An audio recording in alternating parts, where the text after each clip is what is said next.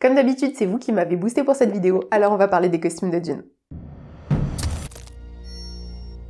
Donc Dune est sorti le 15 septembre dernier, et c'est une adaptation du roman de Frank Herbert de 1965.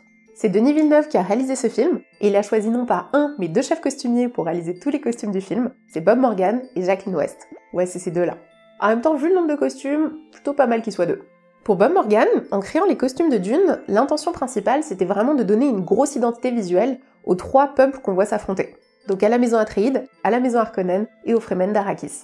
Parce que pour nous, tout au long du film, ça va vraiment nous permettre en tant que spectateurs d'avoir ces repères visuels avec les costumes, de savoir qui on voit à l'écran. Quand on voit deux armées qui s'affrontent, on sait tout de suite, grâce aux costumes, qui affronte qui. Et pour le film, il y a eu plus de 1000 costumes et plus de 200 armures qui ont été créées. C'est énorme, juste énorme. Rien que pour les Atréides, entre les uniformes de cérémonie, en mode costard du futur, les uniformes de travail pour les pilotes, pour la sécurité, etc., et les gardes en armure, ça fait beaucoup de costumes. D'ailleurs, pour les costumes des Atréides, Jacqueline West a confié s'être inspirée de la dynastie des Romanov, une dynastie un petit peu célèbre là qui s'est éteinte. J'ai retrouvé plein d'interviews de Jacqueline West et de Bob Morgan qui parlent du coût exorbitant des costumes pour Dune. J'ai pas retrouvé exactement le coût que ça représentait. C'est dommage parce que moi ça m'aurait permis de comparer. Parce qu'il y a déjà des films dans l'histoire qui ont coûté énormément en termes de costumes, que ce soit Gatsby le Magnifique, ou par exemple Le Diable s'habille en Prada pour le côté haute couture, avec les coûts de location auprès des grandes maisons de haute couture. En vrai, tout ça, ça chiffre, parce que créer des costumes, ça a un coût. Et c'est justement ce qui explique le coût exorbitant des costumes de Dune. Parce que pour le film, ils ont été créés, donc cousus, ils ont été moulés, enfin bref, ils ont été vraiment créés de toutes pièces. Ouais, la plupart du temps, dans l'industrie du cinéma, on crée pas de toutes pièces un costume, ou au moins seulement pour les personnages principaux. Ceux qui apparaissent à l'écran, qui font la plus belle figure, enfin bref, qui vont être la vitrine de ton film.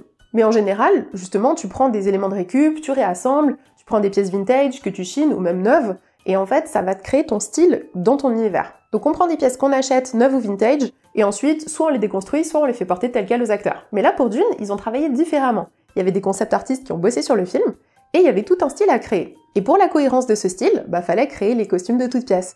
Et ça demande beaucoup de temps et beaucoup d'argent.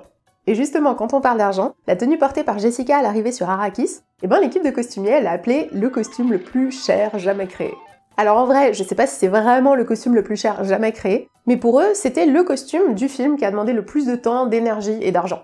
Parce que tous les petits maillons, ils ont été créés et montés à la main par un artisan qui était uniquement dédié à cette tâche-là.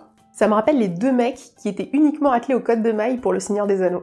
Mais eux, ils ont fait que de la cote de maille, ils ont pas fait un travail aussi précis et tout.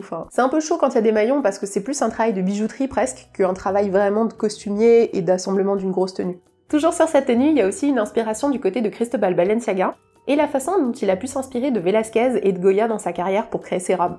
Mais il y a aussi une inspiration des peintures médiévales qu'on retrouve sur la cote de maille avec l'entrelaçage de lignes et de maillons. La seule chose que je peux déplorer de ce costume, que je trouve trop stylé, c'est qu'on le voit pas assez en fait à l'écran. Au final, elle arrive sur Arrakis, elle le porte en mode c'est une tenue de cérémonie, il y a eu un travail de fou dessus, ils ont travaillé des mois dessus, pour quelques minutes à peine, et hop, allez, salut, on passe à la suite. Pourquoi ?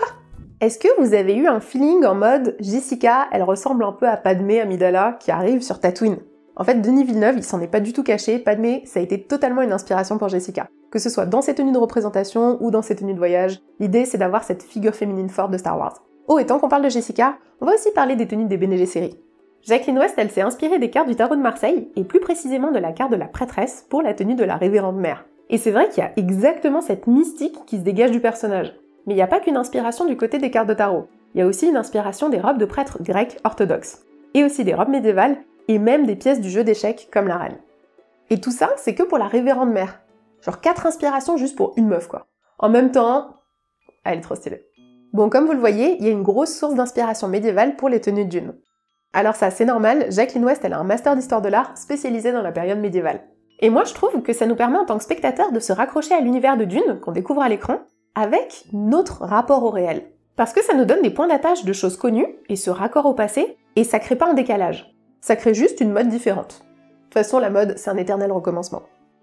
Bon, on va parler des distils parce que c'est le moment le plus croustillant. Oui, je suis absolument hypée par tous les costumes de Dune. Ouais, à chaque fois je dis ouais, elle est trop stylée, ça c'est trop stylé. Mais vous en faites pas, hein, il y a des trucs que j'ai pas trop kiffé. Mais je spoil pas la suite de la vidéo. Les distils, ces armures adaptées à la vie dans cet univers hostile, ont toutes été réalisées sur mesure pour chaque acteur.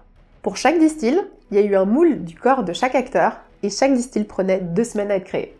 Ça fait beaucoup de fois distil dans les mêmes phrases, mais vous avez compris.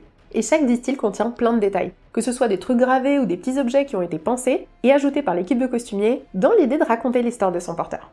Et la concept artiste qui a imaginé et dessiné les distils, c'est Kate Christensen, qui avait d'ailleurs déjà bossé sur Black Panther. En fait, elle était hyper fan du livre Dune. Et quand on a fait appel à elle pour dessiner les distils, en gros son premier concept il a directement été validé. C'est hyper rare que le premier concept art soit validé, ça arrive même jamais parce que du coup dans les films, en général il y a le réalisateur, l'équipe de production, tout le monde donne son avis, et c'est jamais le premier qui est validé, il y a toujours des transformations. Mais là c'est vraiment tombé comme une évidence, et elle a vraiment réussi à capter et visualiser ce qu'Herbert avait mis dans son livre. Sachant que je pense que ce qui a dû aider, c'est que, en fait, Herbert, il détaille énormément les distils dans le livre. Donc forcément, ça l'a poussé sur la bonne voie. Et justement, Herbert, il décrit les distils avec une multitude de détails, avec des couches multiples, en mode sandwich, entre les couches de coton et de microfibres qui permettent d'évacuer la transpiration du corps, qui permettent d'extraire l'air et l'eau et recycler le tout. Et l'équipe de costumiers, ils ont créé tout ce système comme s'il devait fonctionner. Mais pour le tournage, il fonctionnait pas. Quand l'équipe de production a découvert les costumes, ils ont juste été impressionnés. Parce qu'il y avait tous ces câbles et tout, et en même temps, ça permettait une super souplesse des acteurs. Ouais, c'est hyper important la souplesse et la mobilité dans un costume. On se projette pas forcément nous en tant que spectateurs, surtout quand on est assis dans notre siège à regarder le film. Mais un acteur, pour performer, il faut qu'il se sente bien dans son costume et qu'il puisse faire tout ce qu'il a envie de faire. D'autant plus quand la quasi-totalité du film, elle a été tournée dans des décors réels et donc dans le désert. Ouais, Timothée Chalamet, il a dit qu'il y a eu à peine 2 scènes qui ont été tournées sur fond vert. C'est tout petit pour un grand film. Donc ouais, fallait que ces costumes, donc ces distils, ils laissent vraiment respirer la peau des acteurs, qui leur permettent vraiment toute la souplesse, etc. Surtout dans des conditions de tournage qui sont hyper extrêmes.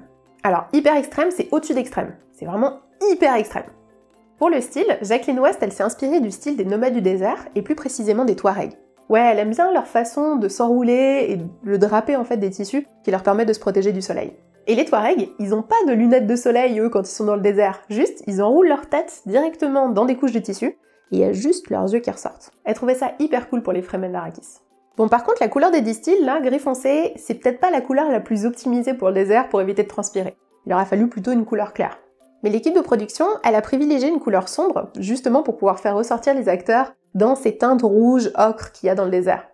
Ouais, c'est un film, c'est pas la réalité, et parfois on fait des choix juste pour voir ce qui boit à l'écran. Bon, on termine avec les tenues qui m'ont fait le moins kiffer, ouais, je vous l'avais promis, mais en même temps c'est les tenues des méchants, les tenues de la maison Harkonnen. La principale inspiration pour les tenues des Harkonnen, c'est les insectes, comme les araignées, les scarabées, les fourmis.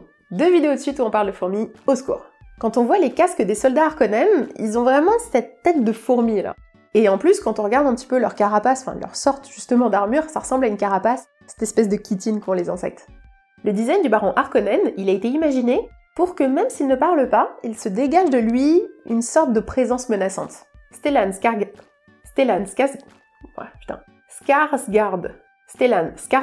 qui incarne le baron, a révélé qu'il lui fallait 8 heures de maquillage pour se transformer avant chaque journée de tournage. Et en plus, il lui fallait 2 heures pour retirer tout ça. Au total, il a eu une dizaine de journées de tournage, mais pour lui, c'était quand même hyper chaud, et il a quand même confié qu'il a presque parfois regretté d'avoir accepté le rôle. Et anecdote de tournage, quand il est dans son bain, là, tout noir, il y a des mecs qui lui tenaient ses prothèses, parce que sinon ça laisse décoller avec l'eau. C'est dégueulasse. Voilà. Mais bon, c'est bon, on en a parlé, je vous l'ai dit. Bon, Dune, ce film, il est quand même très cool au niveau de son influence aussi qu'il y a eu tout autour du film. Ouais, toute cette course à l'espace, avec Mars, la conquête de Mars, avec toute cette mystique autour de l'espace qu'il n'y a pas eu pendant un certain temps et qui reprend après les années 70. Et à l'époque, à la fin des années 60, il y avait déjà cette influence de l'espace sur la mode avec Pierre Cardin et André Courrèges. Et en même temps, c'est un film qui te pose beaucoup de questions par rapport aux problématiques actuelles, avec ce qu'on a eu avec le Covid, avec les problématiques environnementales. Bref, ça fait réfléchir. Qu'est-ce que vous en avez pensé, vous? Et pas que sur les costumes, vous pouvez vous lâcher dans les commentaires, pas que sur les costumes, y a pas de problème. Mais bon, si c'est des costumes, c'est mieux. Et si vous avez kiffé la vidéo, n'hésitez pas, mettez un pouce bleu, abonnez-vous, rejoignez-nous sur les réseaux sociaux. On a aussi un Utip si ça vous intéresse, et puis voilà. J'ai une mèche folle, là. C'est bon. Oh là là, les vers des sables. Pouah, quelle horreur, quelle horreur. Oh, 12. Heureusement qu'il n'y a pas de costume. Ah ouais, la voix. Oh là là, Jessica, le personnage féminin le plus stylé de tout le film. La voix, c'est cool. Pour moi, c'est l'aspect que je préfère. Salut!